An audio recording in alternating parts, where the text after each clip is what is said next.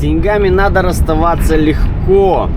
И, возможно, меня, когда я сделал пост в Ютубе, неправильно поняли. Я имел в виду в целом. Не конкретно теперешний момент, вот когда я был в отпуске, а в целом. Audi на фотке. Это шефа Audi. Мы на ней ездим в рейс.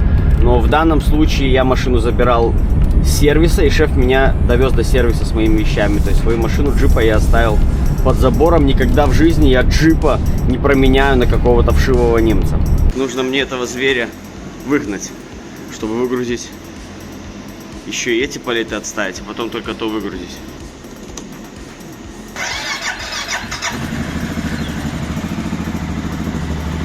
О!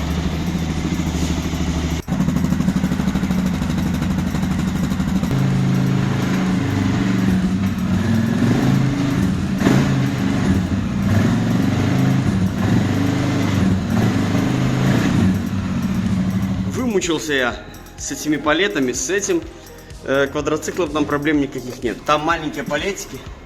Вот с ними я мучился очень долго, собрал очередь, ждали все, пока я выгружусь, короче. Вот. Проблема их была в доставке. Мне грузил-то погрузчик сбоку их на вилах. Очень удобно поставил и все. То есть, я использовал электрическую рохлю. Обычную рохлю. Короче, квадроцикл только не использовал. Вот. И все, дальше сейчас жду план, что будет. Дальше закреплю сейчас его, чтобы он у меня никуда не покатился. Ну и, соответственно, снимать там процесс этой погрузки-выгрузки у меня не было, так как очень все это приходилось делать в спешке и непонятно как. Всем привет, друзья! Это канал Tracker in Scandinavia, меня зовут Федор. Я вернулся после отпуска. Отпуск был у меня насыщенный. И у меня на данный момент второй уже рабочий день. Все очень быстро. В понедельник вечером, где-то в часов 11 вечера, я выехал из дома. И уже в 10 утра среды у меня была первая загрузка в Швеции. В этом рейсе я на старой Scania V8 520. Ее у меня не было на видео, но я на ней уже немножко проехал. Когда я сломал ногу, я на ней дорабатывал там до парома несколько дней с кругом на Финляндию. Вчерашний день просто был на таком на полном автопилоте. Очень много я забыл. И основное это, наверное, простынь для спальника, сковорода. Я забыл, что я в прошлом рейсе выкинул ее. Я говорил, что нужно избавляться от старых вещей, но забыл купить новые вещи. Вот. И также я забыл канистру свою на 10 литров. Где-то у шефа в гараже она так и осталась стоять. Резина здесь передняя стоит шикарная. Ну, не самая шикарная, но очень достойная. То есть лучше, чем, понятное дело, у меня было на предыдущем там самом тягаче. Помимо всего, мне заблокировали польский банк. Я не мог расплачиваться польской карточкой нигде.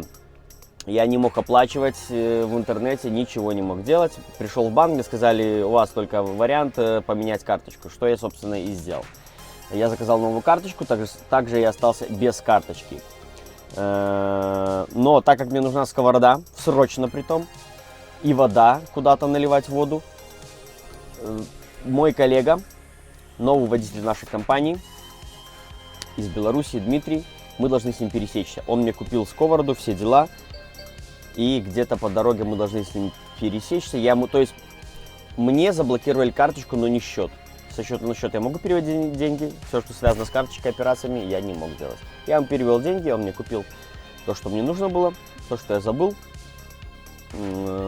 потому что голова была в куматозе, просто забыть, это было все очень легко забыть что-то, потому что в субботу день встречи с выпускниками, воскресенье день был вычеркнутый из жизни, как и, в принципе, половина понедельника. Тягач 2017 года.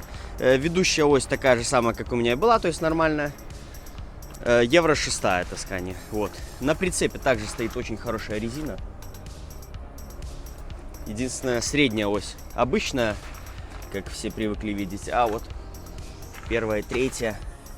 Хорошая зимняя скандинавская резина специально для зимы.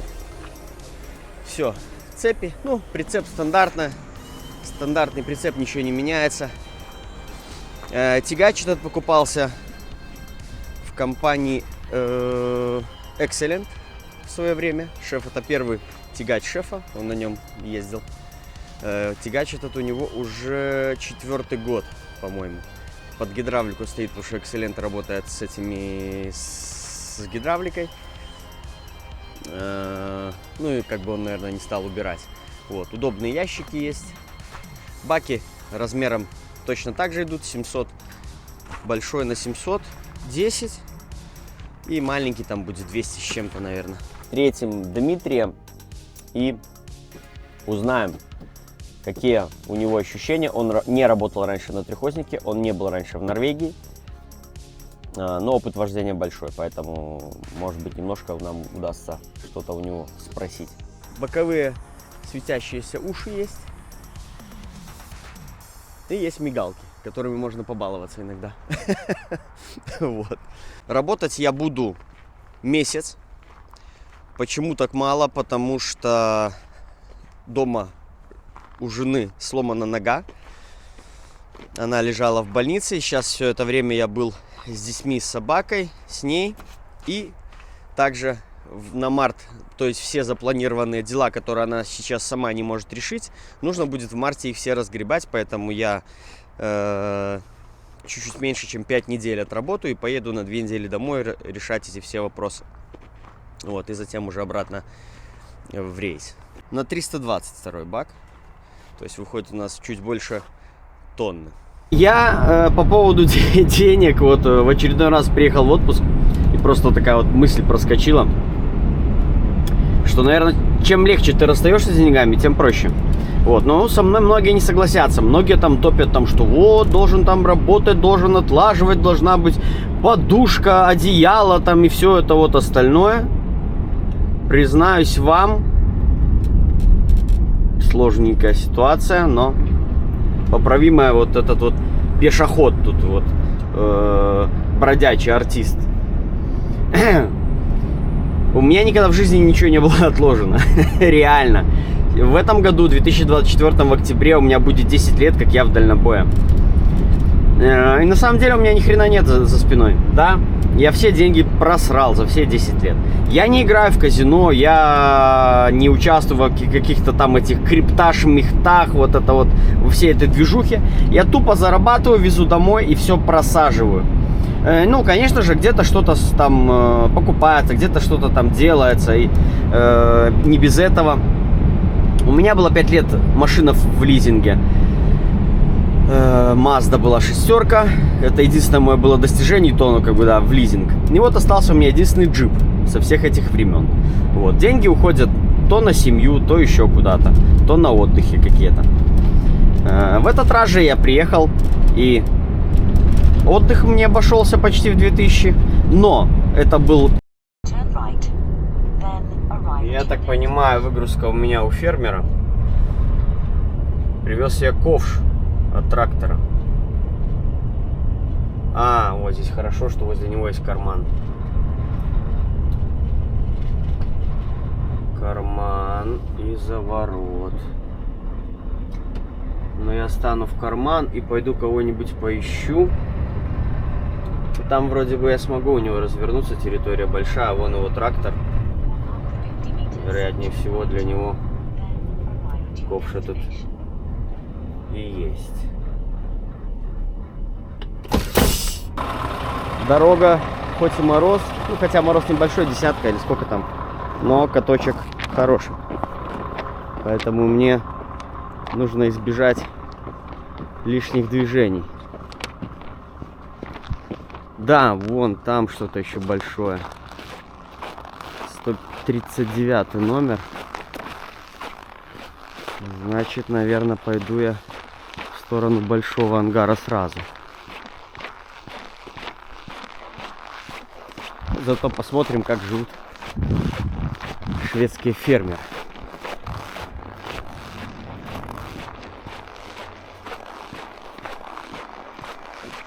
Домики, да, красного цвета, в скандинавском стиле. Здесь шумит какая-то как автономка в этом сарайчике. Да, и ковш может быть и для того погрузчика. А, тут их все разные, я так понимаю. Короче, методом тыка. Пойдем посмотрим в ангаре, есть кто-то или нету. Для начала. Так, ну и здесь я, в принципе, смогу выехать без проблем. Вес у меня на ведущей оси есть. Я выгружу ковш, у меня еще там будет нормально. Без всяких сложностей. Так, в ангаре, наверное, нету. Наверное, нужно мне... Наверное, нужно идти стучать в двери. Вилы есть? Есть. Лыжи, палки. Все как положено. Угу. Что ж. Пойду я в этот дом. У меня есть на всякий случай еще тут был номер телефона. Я вначале позвоню. Ой, постучу в двери. Если там ничего, то тогда уже буду звонить.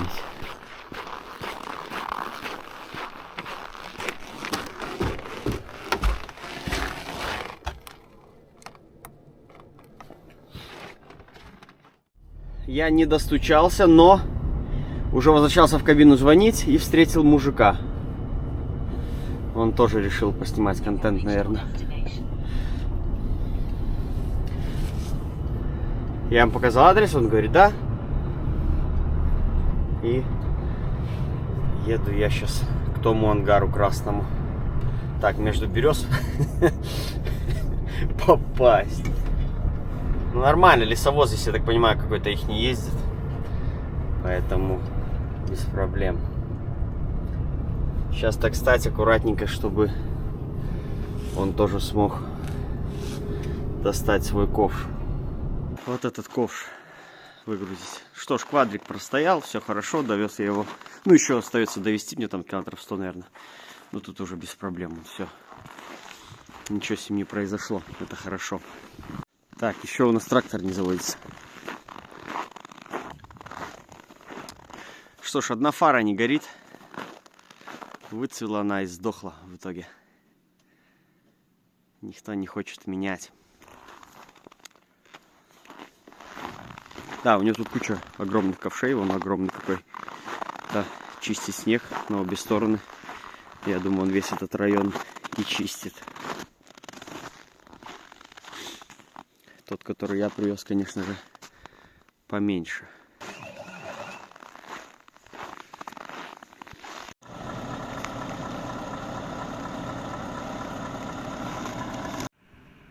Да, завелся наконец-то. У меня было все включено. Я не парился ни о чем от слова совсем. Ел, пил, спал и так далее. Вот. Это нужно было. И на самом деле я только вот сейчас это ощутил на третий день работы, что реально я приехал отдохнувший. Хотя до этого я был уставший, какой-то измотанный, непонятно что, непонятно как. Ну а здесь как сразу утречком я прошелся по минус 23 мороза. Быстро у меня все мозги стали на место. Вот, и все ощутилось. Значит. Вот, собственно, первое вложение. Второе вложение было в джип. 2000 я отдал за ремонт. Там основные моменты менялись, цепи, маслосъемные колпачки и так далее, и так далее, и так далее. То есть самые основные агрегаты, без которых машина не может передвигаться и нормально работать. Вот, двигатель у меня живой, поэтому я в него вкинул деньги. Также по мелочам все делалось, но это еще не все. В дальнейшем тоже я буду доделывать, чтобы я спокойно катался долгие годы. Продавать я его не собираюсь. И все, вот оставшиеся там 2 недели после отдыха, еще который я был в отпуске, обычное передвижение в чертах города, где-то какие-то покупки по мелочам, и все. И зарплата, которую я заработал с того периода, с октября по декабрь, вот 3 месяца, октябрь, ноябрь, декабрь, она рассосалась. То есть, ну... налегке. Даже не понимаешь, куда это уходит. Я когда сидел дома, после вот того, как визу я не смог продлить в Эстонии, в коронавирус период полгода сидел, там вообще непонятно, то есть ты сидишь просто, ты ничего не делаешь, и они просто утекают. Но почему они утекают? Потому что ты сидишь дома, ты не зарабатываешь. И этим отличается... Отключил я полосы, чтобы они не тарабанили. Этим ты немножко отличаешься, то есть от людей, которые работают стандартно, да, там, на заводах, там, на каких-то предприятиях. У них раз в году отпуск, а весь год они работают. У них выходные выходными, все как так вот, да, выходит. В нашем же случае в дальнобое у нас 4 отпуска, то 5 отпусков, а то и 6 отпусков в году. И здесь нужно балансировать между этим немножко, конечно же, чтобы сохранять какие-то деньги. Я приведу пример, когда я начинал работать в Крейсе. До того момента, как я работал в Крейсе, я работал в АПСе, там я денег в принципе не видел. У меня были какие-то кредиты, какая-то херня, в общем, я их не видел. Я начал деньги видеть, когда попал в Крейс. Я быстро закрыл все кредиты и все остальное. И там я первую сумму какую-то насобирал на первоначальный взнос на Мазду в свое время. Там и на отдых было. Ну, в общем, это уже не об этом. Я к чему? Что я приезжал домой с латвийской карточкой, да. Я налик с давних времен уже не люблю. И у нас на то время еще были миллионы. Вот. И я тратил, ну, то есть пользовался карточкой везде налево и направо. Я даже не ощущал, как уходят деньги. То есть в плане, в принципе, они-то, ну, практически оставались на месте. Их было, ну, до хрена. Реально был курс, наши вот эти деньги были. Вообще просто вот на расслабоне полном. С того времени я к этому привык. Затем у нас меняют деньги, убирают нули, миллионы у людей пропадают, цены вырастают, и я приезжаю по привычке, начинаю точно так же расплачиваться везде карточкой, налево-направо, несмотря на баланс, несмотря на цены, несмотря вообще никуда и ни на что. И что вы думаете? Баланс мой начал улетать мгновенно, просто мгновенно. Все. Вот вам обычный пример, то есть не надо далеко ходить, там, как многие спрашивают: о, а где же твои все деньги, где твои все деньги? Все деньги потрачены были на меня, либо на семью, все, то есть налево, направо я их, в принципе, не разбрасывал и в костре не жег. Вот, как-то так. Многие немножко, да, по-другому работают, там, отлаживают, жестко отлаживают, себя в чем-то там ограничивают, ходят с подранными штанами в дальнобое, в рейсах, там, роллтонами питаются, то есть это лично их дело. Я ни в чем никого не упрекаю, у них свои цели, возможно, он там строит дом или там покупает квартиры налево-направо детям, там, ну, я не знаю. В дальнобое можно заработать, и сейчас, в 2024 году, это тоже можно сделать, но с условием, что вы будете жить дома. Например, конкретно про меня, я белорус, я зарабатываю здесь, везу деньги домой, там я могу что-то делать. Если у меня есть мысли, я могу их осуществлять. Здесь жить, например, в той же Польше, как компания у меня польская, здесь жить в Польше, ну, мне не резонно, это дорого будет.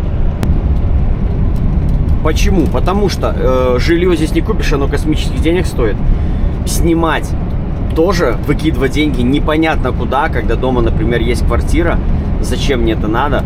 Я эту лучше всю часть денег, то есть, например, мы потратим в рейсе на себя в месяц от зарплаты, ну, я не знаю, ну сколько там, 20%, 25%, даже может быть меньше. Ну, тут каждому свое, конечно же. То есть у меня выходит, конкретно вам скажу, с огромным преувеличением, даже с каким-то покупком вещей иногда периодически, это выходит 1/6 часть зарплаты, ту, которую я трачу на себя в рейсе. Это с интернетом, это с выходными там пиво попить, куда-то съездить, прогуляться и так далее, где-то купить какую-то вещь, кроссовки, все это вместе. То есть в 500, вот так скажем, в 500 евро я вмазываюсь в месяц, ну нереально просто превысить эту сумму, это уже какой-то там, я не знаю, что нужно исполнять. Вот, я не отказываюсь в питании ни в чем, абсолютно ни в чем. Я ем все, что захочу, и все, что увижу. И пью то же самое, что захочу и что увижу. Вот. Можно, конечно, мазаться в сотку, питаясь херней, и сдохнуть от чего-нибудь через пару лет работы в дальнобое. Вот. Поэтому экономить в этой профессии нельзя. Ну, и я считаю, ты должен выглядеть, в принципе, достойно. По крайней мере, показывая культуру своей нации. неважно какой ты национальности, ты в чужой стране, на тебя буду смотреть, ты идешь оборванец, мурза, ты корявый. О, это белорус пошел, например, скажу, да? Ну нахрена мне такое надо? Я наденусь нормально. Я не пожалею денег на гардероб, то есть, хотя в Скандинавии, в Швеции, в частности, очень доступные цены. Даже, то есть это дешевле. Я все вещи в свои последние годы покупаю только в Швеции, даже в Норвегии. Вот. Кроссовки, например, малому привез я из Норвегии за там что-то там Adidas оригинальные. Это не шляпа, которая у нас продается за бешеные деньги. Реально хорошая, качественная, на видно, там кожа, все дела, рожа.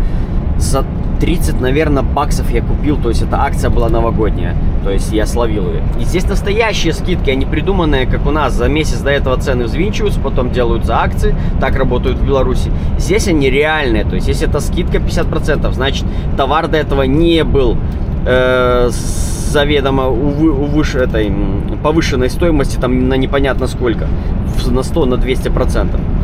Ну вот, поэтому... Сказать, что что-то космическое вылетает, нет. Штаны, например, там 20-30 евро. Обувь для работы до 40 евро, вполне реально. Зимнюю обувь купить до 100 евро, вполне реально. Хорошую, качественную, опять-таки, я повторюсь, здесь все упирается в качестве, что за те же деньги в Беларуси я даже близко себе ничего не куплю. Поэтому плюсов огромное количество. Вот, ну и, конечно же, не смотреть на цены уже сейчас, наверное, нереально. Все-таки цены везде выросли, поэтому нужно посмотреть, в том числе как в продуктовых магазинах, так и в обычных магазинах. Ну а в целом, конечно же, каждый распоряжается своими деньгами, как он хочет, как ему вздумается. Вот, и поэтому, на самом деле... Я уже не обращаю где-то внимания, когда мне кто-то что-то спрашивает, где там мои деньги, куда там мои деньги. Да слушай, ну смотри за своими деньгами, как бы, а я буду смотреть за своими. Вот и все. Поэтому с деньгами нужно расставаться легко. И тогда у вас будет все круто, вы будете счастливы, не будете зажаты, вы будете спокойно работать, ни о чем не парить. Ну а если есть цели, конечно, конкретные какие-то, то нужно вкидывать деньги туда, влаживать или собирать, как кому угодно. Я лично собирать не умею, ну вот реально, то есть максимум вот тогда меня хватило на 3 месяца, когда я первый начальный взнос сделал на Мазду, и с тех пор я ни разу ничего не насобирал. Вот как-то так. И, значит, здесь я, в принципе, закончу эту тему, больше мне сказать нечего, высказал свою точку зрения. Просто, ну, как-то так нежданчиком я написал, я не ожидал, что такой будет отклик на эту тему, что снимай, давай расскажи. Ну вот как бы и рассказал. Что ж, еду я в Уме, мне 91 километр, там выгрузка. Я говорил, что мне передадут сковороду, все остальное. Не смогли мы встретиться с Дмитрием, он оставил на заправке, а я подъехал на заправку и забрал на кассе. Вообще без проблем, женщины приняли пакет, я приехал также, сказал, вот для меня пакет коллега оставил, они да, с улыбкой дали, вообще без всяких вопросов. Это Швеция. В Норвегии также мы с корешем встречались, он мне оставлял банку варенья, то есть я забирал, просто просили спокойно и оставляешь на заправке, приезжаешь, забираешь. Вот такие вот здесь есть бесплатные услуги. И, значит, я еду в Уме. И, возможно, мы дождемся Дмитрия, если он будет ехать тоже в Уме. Пока что еще толком неизвестно. Но если мы его не дождемся, значит, будет с ним отдельное видео. Поэтому посмотрим, что сейчас будет дальше. Что ж, по кабине. Кабина немножко уставшая. Тягач 917 тысяч пробега. Сидухи пропалены. Здесь что-то... Маффин какой-то был вырван или что-то было, не знаю. Потолки все в потеках. То есть все... стены, все это никогда в жизни тут не чистилось, не убиралось.